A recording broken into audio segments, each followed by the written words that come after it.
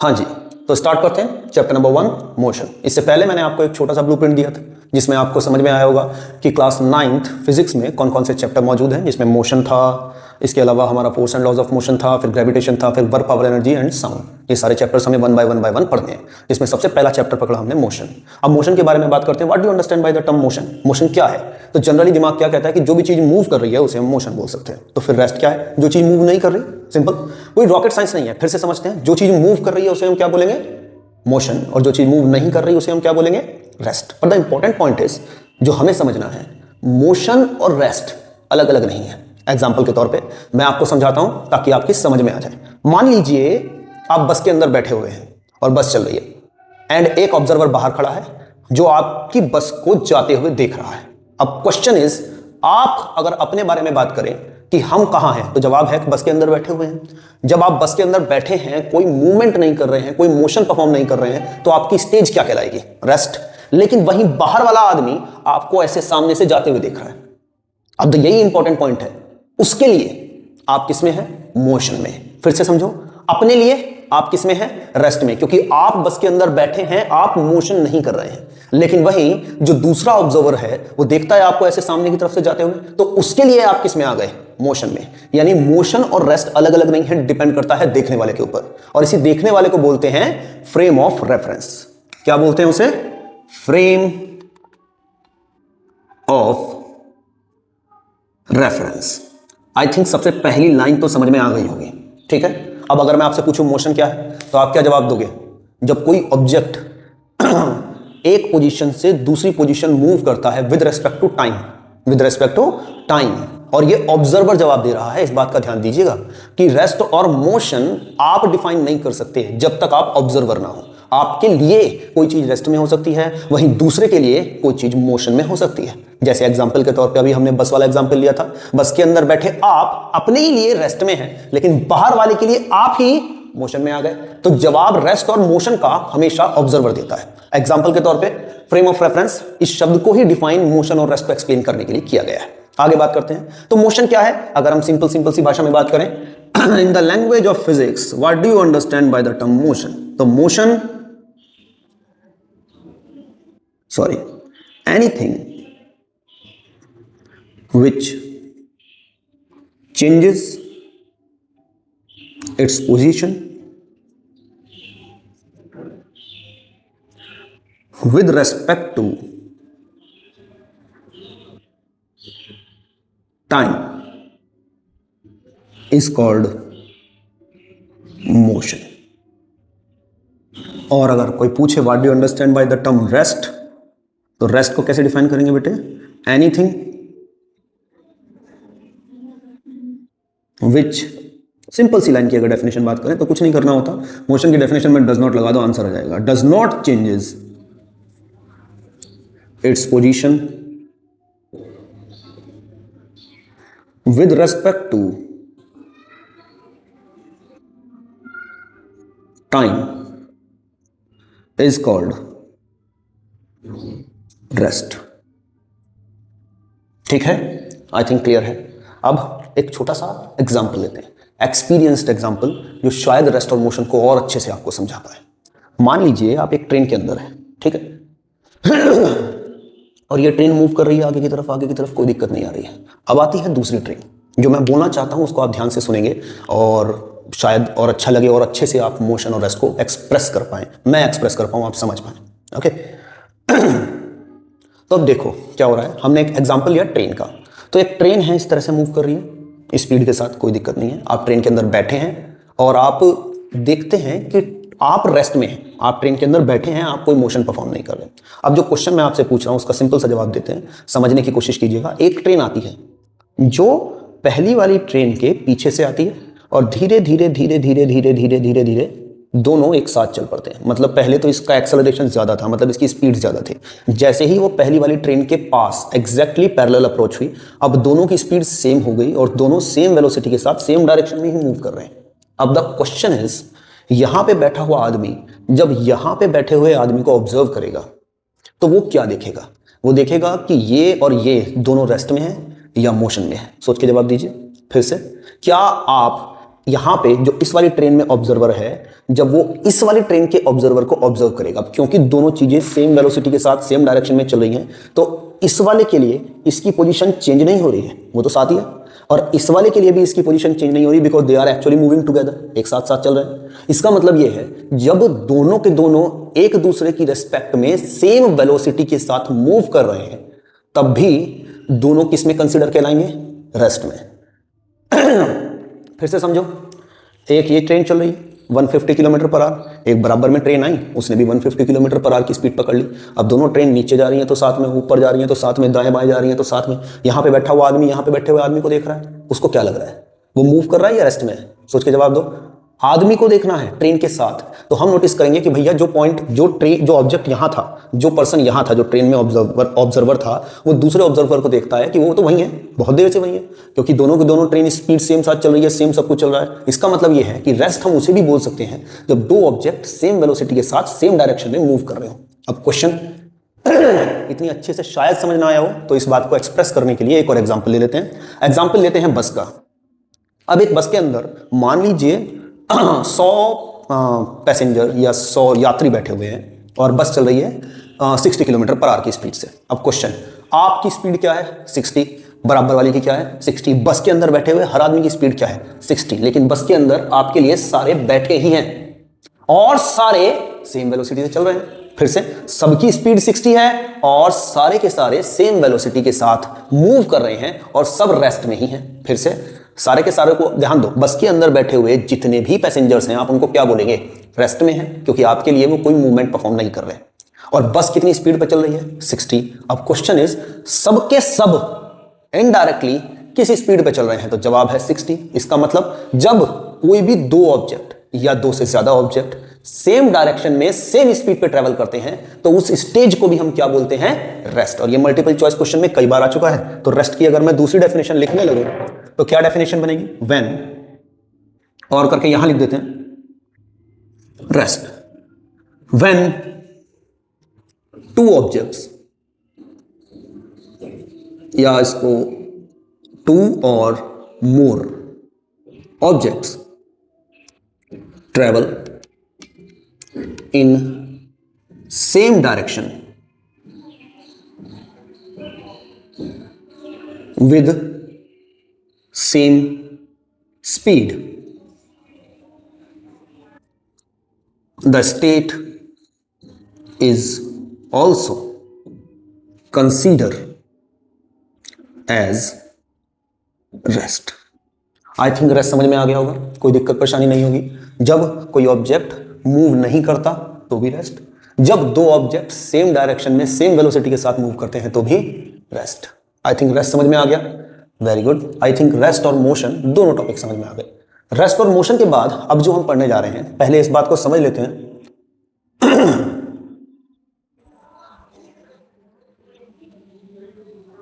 हाँ जी, तो अब बात करते हैं मोशन की। जब कोई ऑब्जेक्ट मोशन करता है तो हम क्या बोलते हैं कि वो एक स्पीड के साथ चल रहा है, 30 kilometre per our, 40 kilometre per our. हम बाइक चलाते हैं, मोशन करते हैं, मैं चल रहा हूं, मोशन कर रहा हूं, तो मोशन का पता कैसे चलेगा? तो जवाब है, हर एक मोशन के अंदर कुछ ना कुछ स्पीड होती है, पता चल जाता है कि ये ऑब्जेक्ट इतनी स्पीड के साथ मूव कर रहा है, इसलिए हमने उसको क्या किस कैटेगरी में रख दिया कि ये मोशन कर रहा है। और जब वो हमें मूव करता हुआ दिखाई नहीं देता, चाहे वो मोशन में ही क्यों ना हो, जब वो हमें मूव करता हुआ दिखाई नहीं देता तो हम उसको क्या बोलेंगे कि वो कौन सी स्टेट में है? वो रेस्ट के स्टेट में है। अब बात करते हैं मोशन की, जहां से आपके समझ में आएगा कि क्वांटिटी कितनी तरह की होती है, स्केलर और वेक्टर क्वांटिटी क्या होती हैं, उसमें क्या फर्क होता है। ठीक है, एग्जांपल के तौर पे मान लीजिए हमारे पास दो वॉलंटियर हैं, दोनों हाईवे पे खड़े हैं, जिनमें से एक वॉलंटियर मैं हूं और एक आप अपने आप को कंसिडर कर सकते हैं। ठीक, अब हो क्या रहा है, हमारे सामने से एक गाड़ी गुजरी, आपने क्या कहा? इस गाड़ी की स्पीड है लगभग 70 kilometre per hour and you are the third person who is listening to this line. गाड़ी की स्पीड कितनी है? 70 किलोमीटर पर आवर। ठीक है जी, कोई दिक्कत नहीं, 70 किलोमीटर पर आवर। हमें गाड़ी की स्पीड पता लगी, स्टेटमेंट्स पे ध्यान देना। ठीक, अच्छा, दोबारा क्या हुआ? फिर सेम स्टेज, फिर हम दोनों हाईवे पे खड़े हैं, हाईवे पे खड़े हैं, कोई दिक्कत नहीं है, फिर से गाड़ी निकली और इस बार आपने क्या कहा? सर इस गाड़ी की जो स्पीड है वो है 70 किलोमीटर पर आवर। बात करते हैं दूसरे केस में भी 70 किलोमीटर पर आवर, यही लाइन हमने बोल दी। अब क्वेश्चन ये है कि क्या आप मुझे बता सकते हैं दोनों स्टेटमेंट्स में फर्क क्या है? बिल्कुल सही। अगर आपने ध्यान से देखा हो तो पता होगा, पहले केस में मैंने इशारा नहीं किया था। पहले केस में बस ऑब्जर्वर ने मुझे बताया कि सर जो गाड़ी की स्पीड है वो 70 किलोमीटर पर आवर है, लेकिन दूसरे केस में मुझे बताया गया कि जो गाड़ी की स्पीड है वो 70 किलोमीटर पर आवर है। मतलब इस बार 70 किलोमीटर पर आवर तो मुझे पता ही है, और उंगली के इशारे से यह भी पता लग गया गाड़ी किधर गई, इधर से इधर। पॉइंट समझ में आया कि नहीं आया? दोनों सुनने में तो सेम लग रहे हैं, लेकिन एक केस में मुझे यह पता है कि गाड़ी की स्पीड 70 है, लेकिन किधर से आई किधर को गई ये कुछ नहीं पता।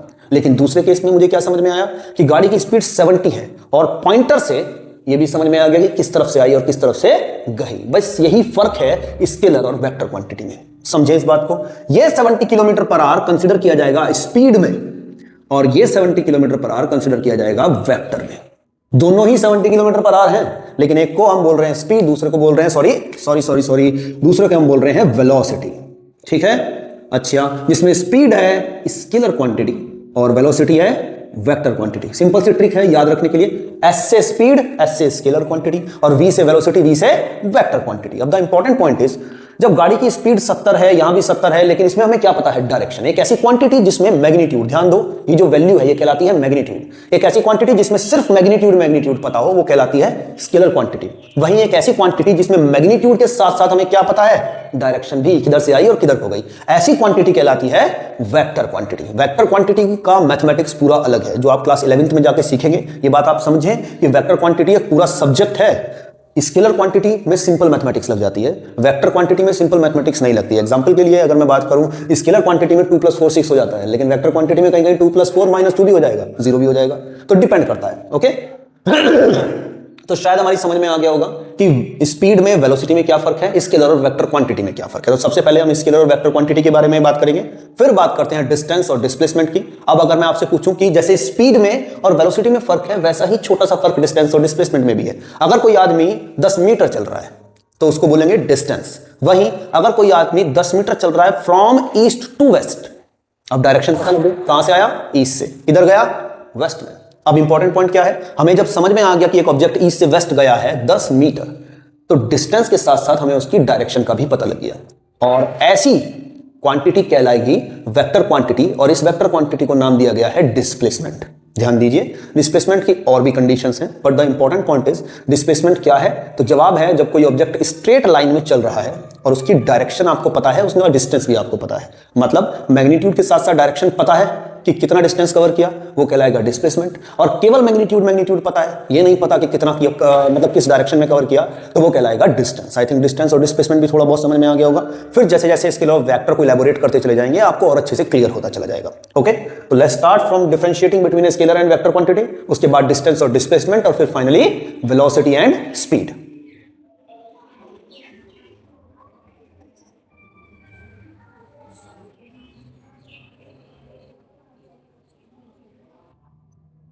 हाँ जी यहां देखिए, अब आप स्केलर और वेक्टर, स्केलर क्वांटिटी के बारे में मैंने क्या बताया था? The quantity which contain only magnitude is called scalar quantity. Vector क्या है? The quantity which contains magnitude and direction as well is called vector quantity. Scalar quantity का एग्जांपल क्या था? डिस्टेंस, स्पीड, वर्क भी है।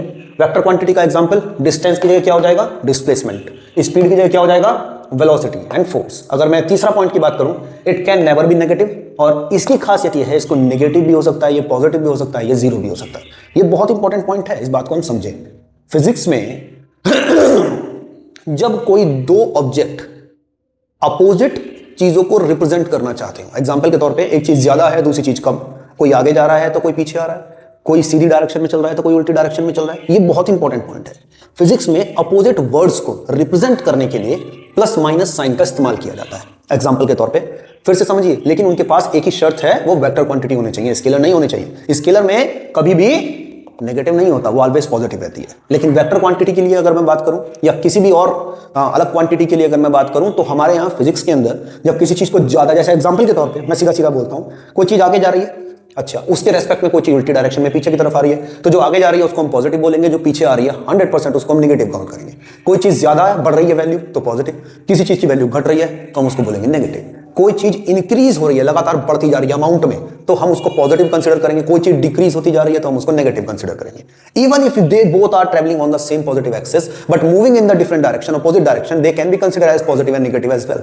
मतलब अगर वे दोनों के दोनों सेम डायरेक्शन में ही चल रहे हैं, मान लो दोनों प्लस एक्स एक्सिस में चल रहे हैं, लेकिन एक इधर जा रहा है प्लस एक्स एक्सिस में, उधर से आ रहा है, तो जो इधर जा रहा है उसको हम पॉजिटिव लेंगे, जो उधर से आ रहा है होने के बावजूद भी पॉजिटिव एक्स एक्सिस में, हम उसको क्या लेंगे?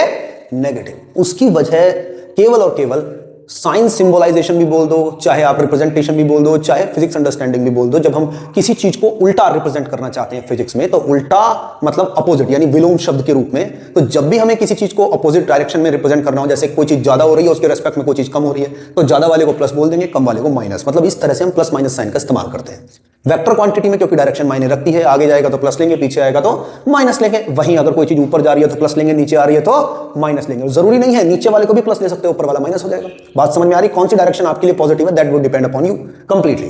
तो ये बात आपकी शायद समझ में आ गई होगी, वेक्टर क्वांटिटी में और स्केलर क्वांटिटी में क्या फर्क है। सिंपल सी ट्रिक बताता हूं, ये 3 पॉइंट याद कर लो, उसके बाद कुछ नहीं करना है। अगर कोई पूछ ले distinguish between distance and displacement, तो स्टार्टिंग सबसे पहले डिस्टेंस और डिस्प्लेसमेंट की डेफिनेशन से लिखोगे, उसके बाद डिस्टेंस को लिख देना it is a scalar quantity, displacement को लिख देना it is a vector quantity, और फिर स्केलर के सारे पॉइंट लिख दो, वेक्टर के सारे पॉइंट लिख दो, आंसर आ जाएगा। समझ में आ रही? एग्जांपल के तौर पे मैं बता देता हूं, जैसे अगर मुझे लिखना हो डिस्टेंस और डिस्प्लेसमेंट, डिस्टेंस क्या है? Total path cover by the body. Displacement क्या है? Shortest path between two initial and final position with direction. अब अगर कोई पूछे डिस्टेंस कैसी क्वांटिटी है, तो मैं क्या बोलूंगा? It is a scalar quantity. और वेक्टर कैसी क्वांटिटी है? It is a vector quantity. इतने के बाद सब यही उतार दो इस एग्जांपल को छोड़ के। नेक्स्ट पॉइंट क्या बनेगा? इट कंटेन ओनली मैग्नीट्यूड, इसके पास सिर्फ मैग्नीट्यूड है। वेक्टर में क्या बनेगा? It contain magnitude as well as direction. उसके बाद next point, it can never be negative, it can be negative positive as well as zero. मतलब हर चीज के 4 पॉइंट बना सकते हो। कोई पूछे स्पीड और वेलोसिटी में फर्क बताइए, तो आप क्या लिखोगे? Speed is a scalar quantity, velocity is a vector quantity. Speed is distance upon time, velocity is displacement upon time. इसके बारे में डिस्कशन करेंगे, बट मैं आपको समझा रहा हूं कि जल्दी से जल्दी याद करने का सिंपल सा ट्रिक क्या है। उसके बाद सारे पॉइंट यही उतारने, एग्जांपल नहीं उतारने। इसमें क्या लिखोगे? स्पीड के पास क्या है? केवल मैग्नीट्यूड। इसमें क्या लिखोगे? इसके पास मैग्नीट्यूड एंड डायरेक्शन दोनों है। स्पीड हमेशा क्या रहेगी? स्पीड क्या नहीं हो सकती कभी भी? नेगेटिव। वहीं वेलोसिटी पॉजिटिव भी हो सकती है, नेगेटिव भी हो सकती है, जीरो भी हो सकती है। कोई भी दो वेक्टर और स्केलर क्वांटिटी के बीच का कंपैरिजन जब भी ये हमसे करवाएंगे, तो ये जो बने बनाए पॉइंट्स हैं ये बहुत काम आएंगे।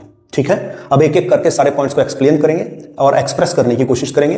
वहीं सबसे पहले एक्सप्रेस करते हैं, स्टार्ट करते हैं with distance and displacement.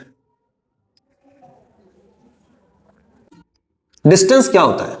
Simple सी बात करूं तो डिस्टेंस के बारे में हम जानते हैं, the total path covered by the body is known as distance। क्या बुलाते हैं बेटा उसे हम? डिस्टेंस। और क्या जानते हैं अगर हम डिस्टेंस की बात करें तो? डिस्टेंस सबसे पहले तो total path cover by the body, अभी हमने इसकी डेफिनेशन लिखी, ये है टोटल पाथ। मतलब इसमें हमें कुछ नहीं करना है। जब भी कोई स्केलर क्वांटिटी की बात कर रहे हो और हमें अलग अलग हिस्से दिए हो स्केलर क्वांटिटी के, इस बारे में न्यूमेरिकल में और अच्छे से समझेंगे, तो कुछ नहीं करना है, सिर्फ ऐड कर दो। वेक्टर क्वांटिटी का के लिए ऐसी क्वांटिटी है जिसमें एडिशन और सब्ट्रैक्शन करना पड़ता है देख के कि किस डायरेक्शन में जा रहा है, कैसे जा रहा है। अदरवाइज स्केलर क्वांटिटी में हमें कोई डायरेक्शन नहीं देखनी है, कितना डिस्टेंस ट्रेवल किया उसने, कई हिस्सों में ट्रेवल किया। मान लो पहले 4 मीटर ट्रेवल किया, फिर 2 मीटर ट्रेवल किया, फिर लौट के आया, फिर 4 मीटर ट्रेवल किया, फिर 2 मीटर ट्रेवल किया। कुछ भी नहीं करना है, सिंपली उन सबको ऐड कर दो, टोटल डिस्टेंस पता लग जाएगा। दुनिया की कोई भी स्केलर क्वांटिटी हो, आपको कभी डायरेक्शन नहीं देखनी है, सिंपली ऐड कर दो, that you will get the answer of that question. समझ में आ गई बात? अच्छा, टोटल पाथ मतलब टोटल ही करना है इसका, सीधी सी बात है। डिस्टेंस के बारे में और नेक्स्ट पॉइंट क्या जानते हैं? इसकी जो ऐसा यूनिट है वो होती है बच्चे मीटर। क्या होती है ऐसा यूनिट? मीटर। उसके बाद और क्या जानते हैं? ऐसा यूनिट के बाद अगर मैं बात करूं क्वांटिटी की, कि ये कैसी क्वांटिटी है, तो ये है बच्चे एक स्केलर क्वांटिटी। स्केलर क्वांटिटी, ये सारी बातें डिस्टेंस के बारे में पता होनी चाहिए। और क्या? क्योंकि एक स्केलर क्वांटिटी है। कैसी क्वांटिटी है? स्केलर, तो ये कभी नेगेटिव नहीं हो सकती, हमेशा क्या रहेगी? पॉजिटिव। तो लिख दो ऑलवेज रिमेन्स पॉजिटिव। आई थिंक समझ में आ गया होगा, इसको नोट कर लीजिए। फिर डिस्प्लेसमेंट के लिए चलते हैं। ओके, हो गया? चलिए, डिस्टेंस की लड़ाई खत्म हुई। अब डिस्प्लेसमेंट के बारे में बात करते हैं और फिर हम कुछ न्यूमेरिकल प्रैक्टिस करेंगे regarding to distance and displacement, ताकि हमारे और अच्छे से समझ में आ जाए। डिस्प्लेसमेंट, अगर मैं डिस्प्लेसमेंट की बात करूं तो डिस्प्लेसमेंट क्या है, ध्यान दो, displacement is the shortest path travel by the object. एक ऑब्जेक्ट का सबसे शॉर्टेस्ट पाथ जो वो ट्रेवल करता है उसे हम क्या बोलते हैं, डिस्प्लेसमेंट। अब the question is how to identify the shortest path, कैसे पता चलेगा शॉर्टेस्ट पाथ कौन सा है। तो हमेशा याद रखो the shortest path is the straight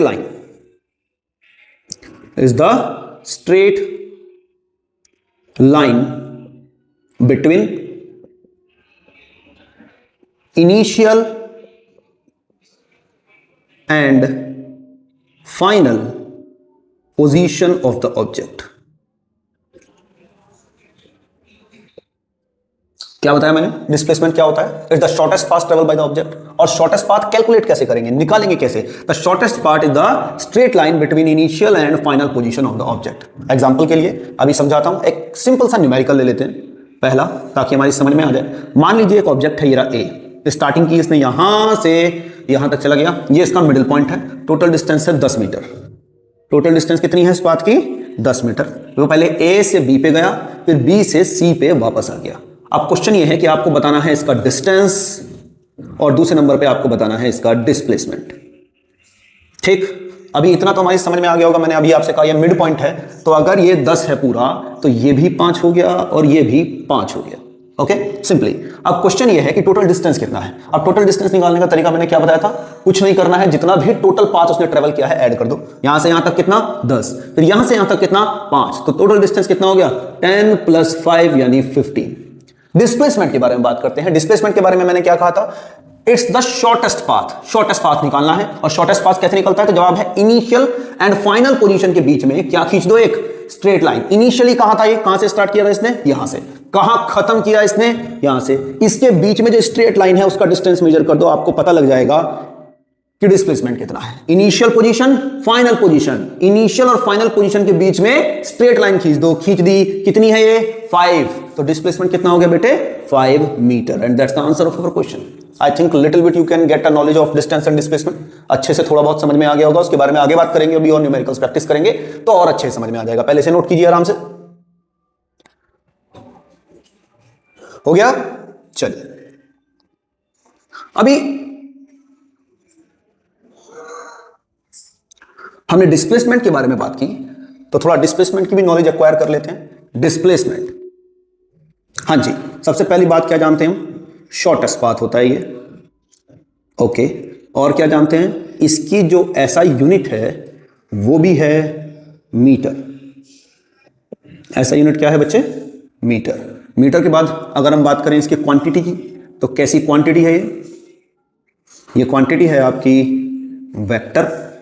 ठीक, अब ध्यान दीजिए, क्योंकि एक वेक्टर क्वांटिटी है तो इसकी खासियत है it can B positive, common negative and zero. I think समझ में आ गया होगा little bit distinguish between distance and displacement क्या होता है, उसके बारे में आगे बात करेंगे। कुछ चीजें जो हमें पता होनी चाहिए, क्या, डिस्टेंस और डिस्प्लेसमेंट की दोनों की ऐसा यूनिट कॉमन है। ओके, क्योंकि डिस्टेंस और डिस्प्लेसमेंट में मेजर डिस्टेंस ही करना होता है। एक में शॉर्टेस्ट डिस्टेंस मेजर कर दो तो उसे हम डिस्प्लेसमेंट बोल देते हैं, एक में टोटल डिस्टेंस मेजर कर दो तो उसे हम डिस्टेंस बोल देते हैं। बस इतना ही फर्क है। Is that clear? अच्छे से समझ में आ जाना चाहिए। अब इसको नोट कीजिए, हो गया। चलिए अब हम कुछ न्यूमेरिकल प्रैक्टिस करते हैं regarding to distance and displacement, so that we can actually understand the concept of distance and displacement more. Okay, question number 1 already हम कर चुके हैं। अब now question number 2, numerical number 2। क्या कह रहा है ऑब्जेक्ट, एग्जांपल के तौर पे समझ लेते हैं। ऑब्जेक्ट ने स्टार्ट किया यहां से, ए से स्टार्ट किया, या मैं लिख देता हूं न्यूमेरिकल आपके लिए। एन ऑब्जेक्ट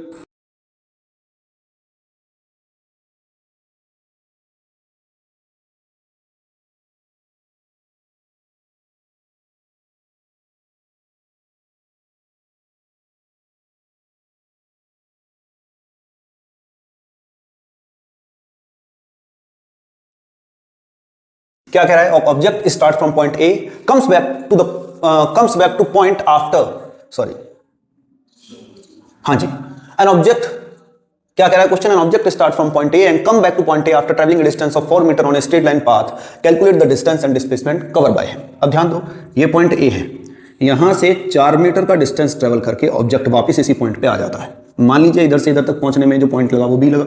अब ध्यान दो, टोटल डिस्टेंस निकालना है और क्या निकालना है दूसरे नंबर पे, डिस्प्लेसमेंट। डिस्टेंस क्या होगा, यहां से यहां तक गया 4, फिर यहां से यहां वापस आया, तो 4 + 4 कितना हो गया टोटल 8। वहीं डिस्प्लेसमेंट की अगर हम बात करें तो डिस्प्लेसमेंट कितना हुआ, यहां से यहां तक गया 4 और जहां से गया था उसी पॉइंट पे वापस आ गया। जब उसी पॉइंट पे वापस आ गया तो टोटल डिस्प्लेसमेंट कितना हो गया 0, क्योंकि इनिशियल और फाइनल पोजीशन के बीच में कोई फर्क है ही नहीं, कोई डिस्टेंस है ही नहीं। आई थिंक पॉइंट समझ में आ गया होगा, इसे नोट करें फिर आगे चलते हैं।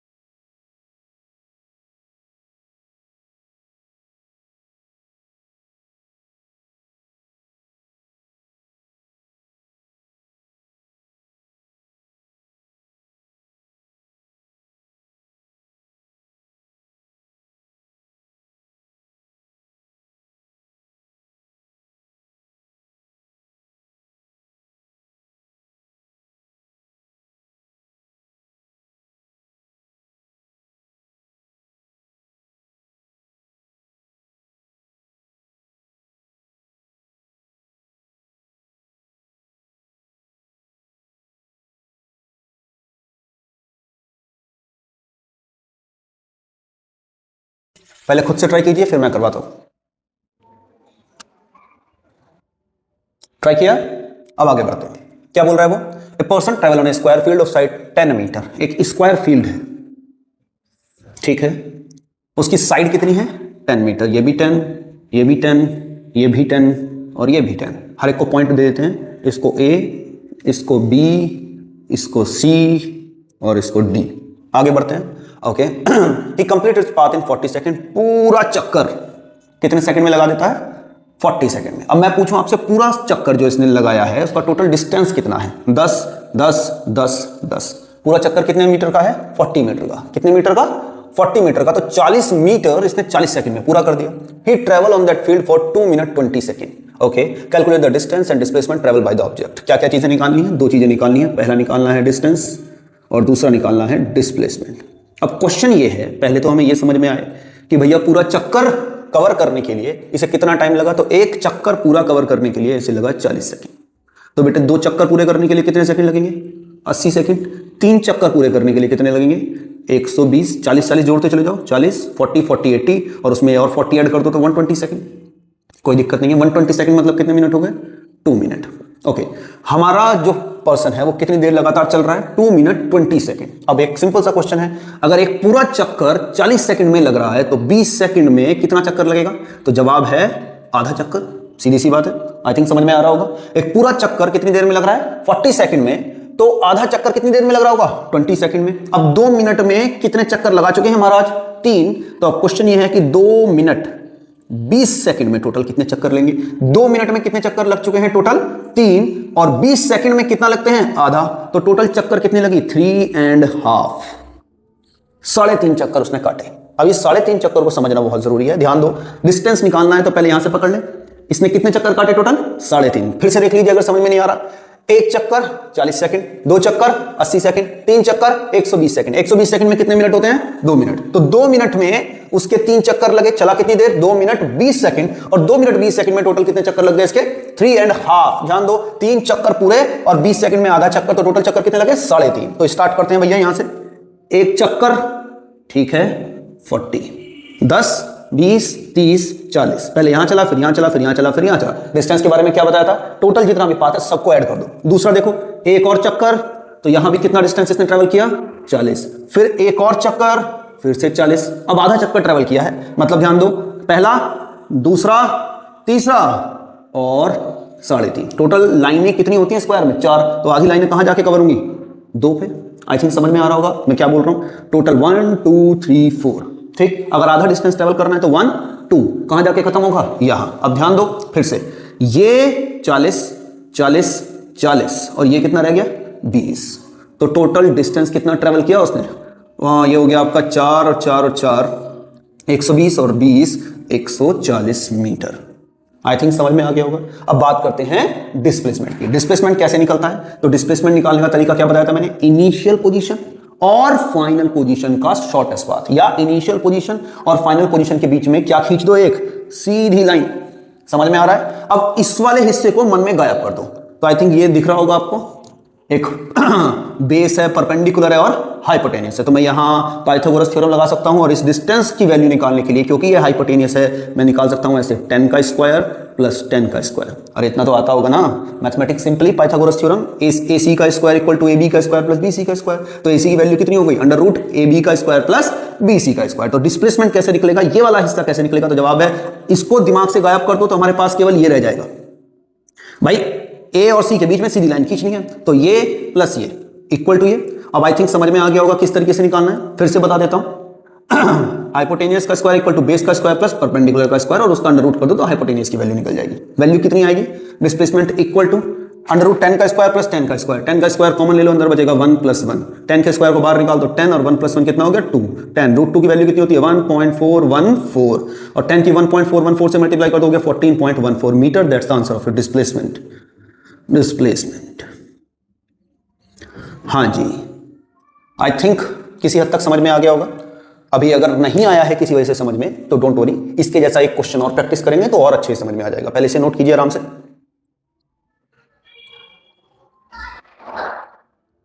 हो गया? चलिए,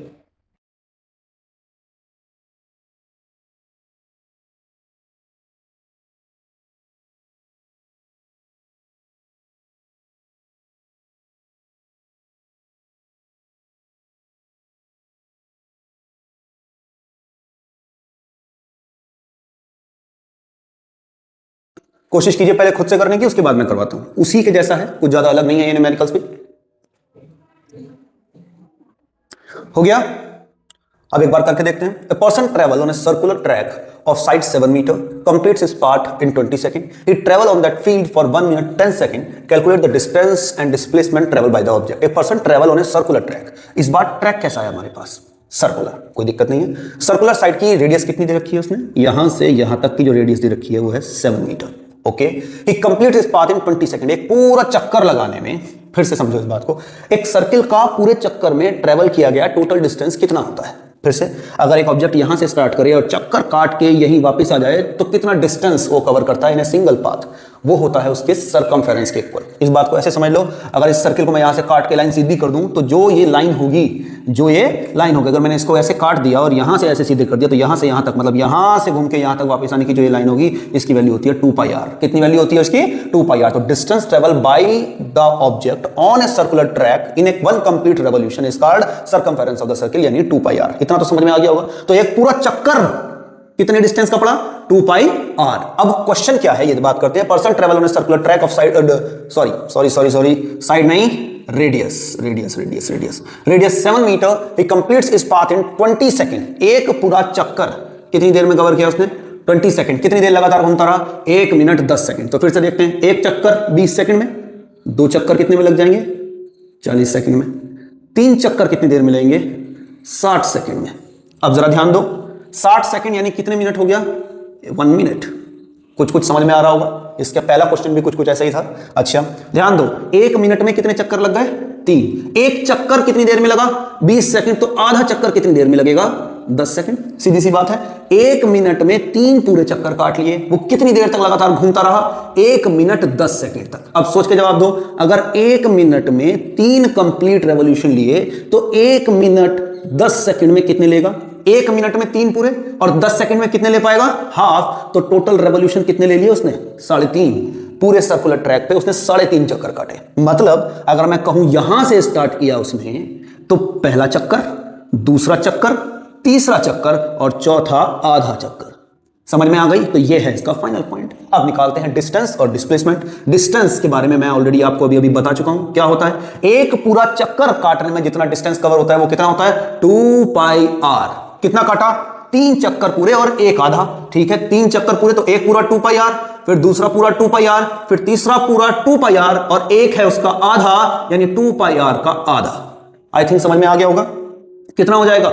2 और 2 4 और 2 6, तो 6πr प्लस और 2 पाई आर, 2 से 2 कैंसिल कर दो, कितना रह गया pi r. 6 pi r plus pi r कितना हो गया 7 पाई आर। 7 पाई की वैल्यू कितनी होती है बेटे 22/7 और आर की वैल्यू कितनी दे रखी है 7। 7 से 7 कटा कितना हुआ 7 to the 14 और 7 to the 14 and 115 154 metre. That's the answer of distance. Distance की वैल्यू तो निकल गई। अब बात करते हैं डिस्प्लेसमेंट की। किसकी बात करते हैं बच्चे डिस्प्लेसमेंट की। डिस्प्लेसमेंट कैसे निकलेगा अब जरा डिस्प्लेसमेंट पे थोड़ा फोकस कर लें। डिस्प्लेसमेंट सबसे आसान है निकालना, डिस्टेंस से ज्यादा आसान है। अब जरा ध्यान दो डिस्प्लेसमेंट कैसे निकलता है तो जवाब है इनिशियल स्टार्ट कहां से किया था यहां से, खत्म कहां से किया यहां से। इनिशियल और फाइनल पोजीशन के बीच में क्या खींच दो स्ट्रेट लाइन। बताया था ना डिस्प्लेसमेंट जब भी निकालना हो क्या करना होता है इनिशियल और फाइनल पोजीशन के बीच में एक स्ट्रेट लाइन खींच दो, you will find out your displacement. अब ध्यान दो यहां से यहां तक कितनी है 7, यहां से यहां तक भी कितनी होगी 7। टोटल डिस्प्लेसमेंट कितना होगा तो जवाब है इनिशियल और फाइनल पोजीशन के बीच में सीधी लाइन खींच दो, उसका डिस्टेंस कहलाएगा डिस्प्लेसमेंट। तो टोटल ये कितना है 7 + 7 यानी 14 metre. That's the answer of your question. I think ये वाला क्वेश्चन इससे पहले वाला क्वेश्चन अब थोड़ा सा ज्यादा क्लियर हो गया होगा, अच्छे समझ में आ गया होगा। नोट कीजिए फिर अगला करते हैं।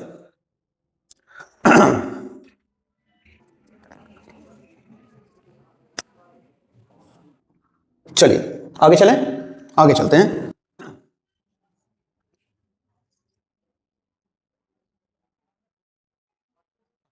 नंबर 5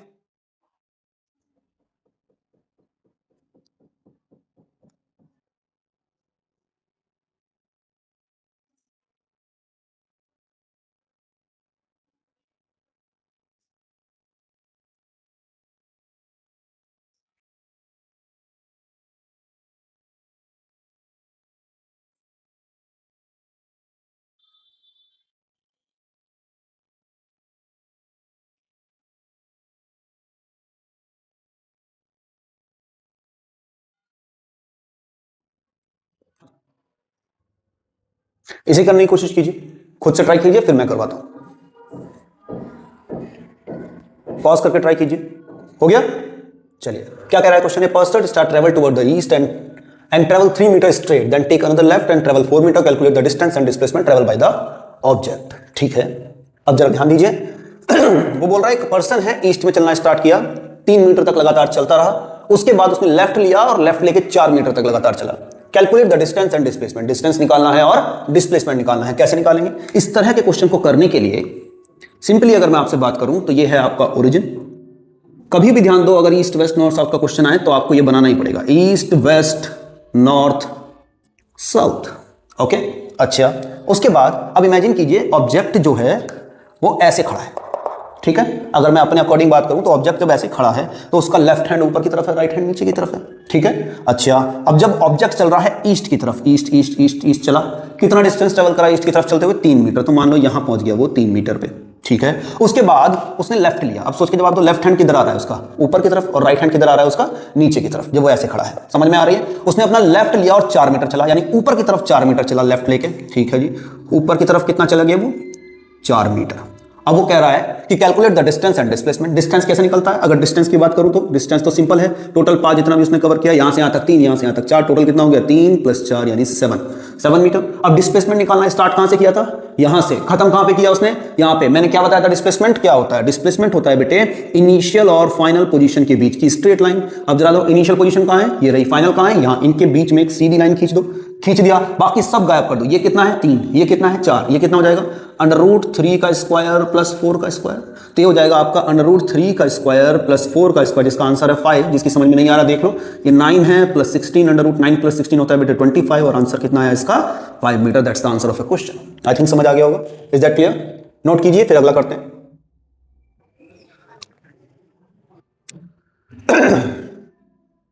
चलिए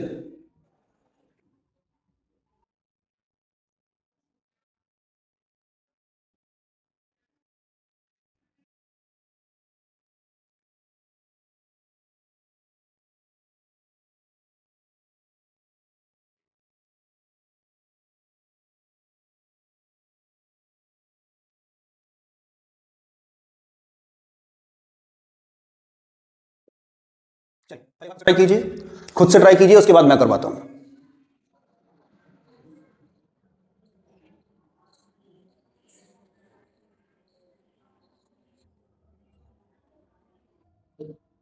डन? क्या बोल रहा है वो पर्सन फिर से? चलिए सबसे पहले हमें क्या बनाना होगा यहां पे एक अगर मैथमेटिक्स के ऑर्डर में पूछे तो ये कार्टेशियन कोऑर्डिनेट सिस्टम कहलाता है, जिसमें ये plus X axis minus X axis plus Y axis minus Y axis. लेकिन अब हम क्योंकि इस पे पोल बना रहे हैं ईस्ट वेस्ट नॉर्थ साउथ, तो अब इसको फिलहाल तो हम कार्टेशियन कोऑर्डिनेट सिस्टम नहीं बोलेंगे until it is not consider as X axis और वाई एक्सिस। ठीक, तो इसको हम क्या बोलेंगे बेटे, ईस्ट, ये क्या हो जाएगा आपका वेस्ट, ये हो गया नॉर्थ, और ये हो गया फाइनली आपका साउथ। आगे क्या बोल रहा है, a person start travel toward the east and travel 3 metre straight. ठीक है जी, यहां से यहां तक कितना चला, 3 मीटर। अब ध्यान दो मैंने क्या बोला था, ऑब्जेक्ट को कैसे खड़ा कर दो, ऐसे। अब ये ऐसे खड़ा है तो इसका लेफ्ट हैंड तो ऊपर जाएगा और राइट हैंड नीचे जाएगा। उसने कहा लेफ्ट लिया और 4 मीटर ट्रेवल कर लिया। ठीक है जी, लेफ्ट लिया और 4 मीटर ट्रेवल कर लिया, कोई दिक्कत नहीं। उसके बाद उसने कहा अनदर लेफ्ट लिया और 3 मीटर ट्रेवल किया। अब जब ऑब्जेक्ट यहां खड़ा है, ध्यान दो, पहले यहां ऐसे गया, अब वो यहां ऐसे गया। फिर से देखो, पहले ऐसे गया तो लेफ्ट हैंड किधर आ रहा था, ऊपर, और फिर ये नीचे।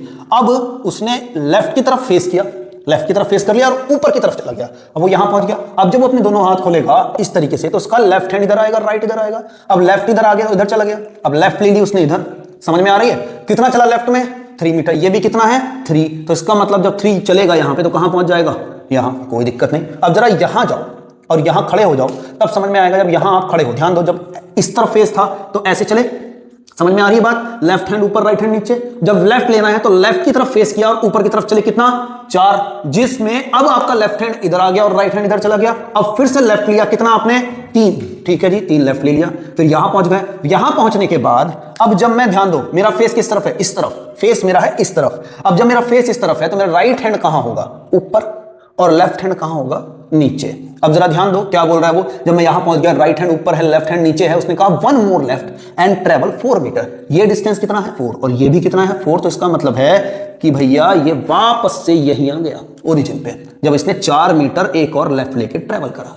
पॉइंट समझ में आ रहा है मैं क्या बोल रहा हूं। और अब वो क्वेश्चन पूछ रहा है कि बताओ डिस्टेंस और डिस्प्लेसमेंट कितना है। अगर मैं डिस्टेंस की बात करूं तो डिस्टेंस तो भैया जितना टोटल पार्ट ट्रेवल करा सब बता दो, 3 4 3 4, 3 और 3 6, या ऐसे कर लो 3 और 3 6, 4 10 और 4 14, 3 + 4 + 3 + 4, 3 और 3 6 4 10 और 14, 14। अगर मैं डिस्प्लेसमेंट की बात करूं तो भैया जहां से उसने स्टार्ट किया वहीं वापस आ गया, तो नेट डिस्प्लेसमेंट कितना हो गया इसका, 0।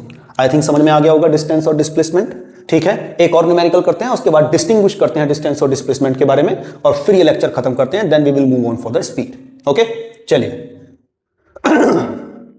ये न्यूमेरिकल आपका होमवर्क, आई थिंक ये 6 न्यूमेरिकल है।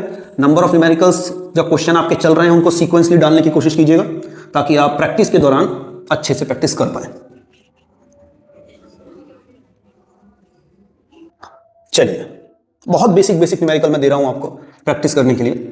एक न्यूमेरिकल जो होमवर्क के लिए मैं अब आपको दे रहा हूं, और एक न्यूमेरिकल, ध्यान दो, जो भी होमवर्क मैं यहां पे करवा रहा हूं या दे रहा हूं मैं आपको, नेक्स्ट लेक्चर में सबसे पहले हम उसी होमवर्क का न्यूमेरिकल कवर करेंगे, उसके बाद आगे चलेंगे। सो डोंट वरी, पहले इसको प्रैक्टिस करते हैं एक बार। क्या कह रहा है, द क्वेश्चन इज,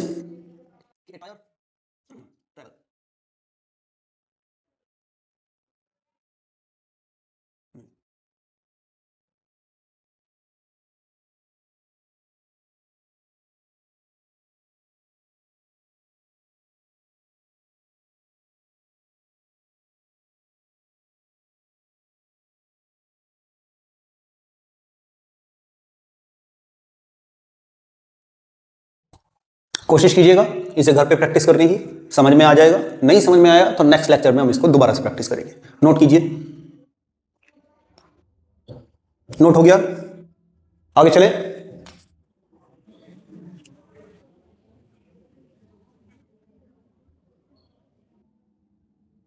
हाँ जी। अब डिस्टिंग्विश बहुत सिंपल है, बहुत ही बेसिक डिस्टिंग्विश है इसका। एक तरफ लिखिए डिस्टेंस और एक तरफ लिखिए डिस्प्लेसमेंट। ऑलरेडी सारे पॉइंट्स हम समझ चुके हैं, तो डिस्टिंग्विश करना वे मोर इजी है। डिस्टेंस की बात करें तो क्या होता है, ये total path cover by the object. वहीं डिस्प्लेसमेंट की बात करें तो shortest distance between initial and final point. चलिए, पहला हो गया। दूसरा लिख दीजिए, कैसी क्वांटिटी है डिस्टेंस, स्केलर, तो it is a scalar quantity. ये कैसी है, वेक्टर, तो it is a vector quantity. बहुत आसान है, ठीक। और थर्ड पॉइंट क्या जानते हैं, ये स्केलर है इसलिए कभी नेगेटिव नहीं हो सकता, तो लिख दो it can never be negative. अब डिस्प्लेसमेंट की खासियत क्या है, एक वेक्टर क्वांटिटी है तो लिख दीजिए it can B positive comma negative and zero, ठीक है। एक पॉइंट और लिख दीजिए अगर जरूरत पड़े तो, इट हैज ओनली मैग्नीट्यूड, और इसमें क्या लिख सकते हैं, it has magnitude and direction both. Basically ये कुछ नहीं है, ऊपर ऑलरेडी मैं लिख चुका हूं, वेक्टर क्वांटिटी है, स्केलर क्वांटिटी है, इसका मतलब भी यही होता है। लेकिन कभी कभी ज्यादा नंबर का क्वेश्चन आ जाता है। फॉर एग्जांपल अगर आपके पास 2 मार्क का क्वेश्चन आता है तो maybe you have to write at least 3 point. अगर 4 मार्क्स का क्वेश्चन आता है तो एटलीस्ट 5 पॉइंट्स, वैसे आना नहीं है 4 मार्क्स में, ये 2 मार्क्स से ऊपर का क्वेश्चन नहीं है, लेकिन फिर भी कभी कभी depends on the mental state of teacher, अगर 3 मार्क्स में क्वेश्चन देते हैं तो you have at least 4 points. Similarity अगर कोई पूछे, सिमिलैरिटी की अगर मैं बात करूं, सिमिलैरिटी तो इसकी बेसिक सिमिलैरिटी दोनों की यही है। 5th पॉइंट की अगर मैं बात करूं तो इसकी ऐसा यूनिट भी मीटर है। क्या है ऐसा यूनिट इसकी, मीटर, और इसकी ऐसा यूनिट भी मीटर है, ऐसा यूनिट मीटर। वैसे एक क्वेश्चन मेरा है आपके लिए, for the next lecture you have to comment what is ऐसा यूनिट, क्या होती है ऐसा यूनिट, और हम इसको ऐसा यूनिट क्यों बोलते हैं। नेक्स्ट लेक्चर में I will definitely try to explain that the meaning of ऐसा यूनिट इज क्या होती है, लेकिन आपको कमेंट करना है, जवाब लिखना है ऐसा यूनिट क्या होती है। Okay, best of luck.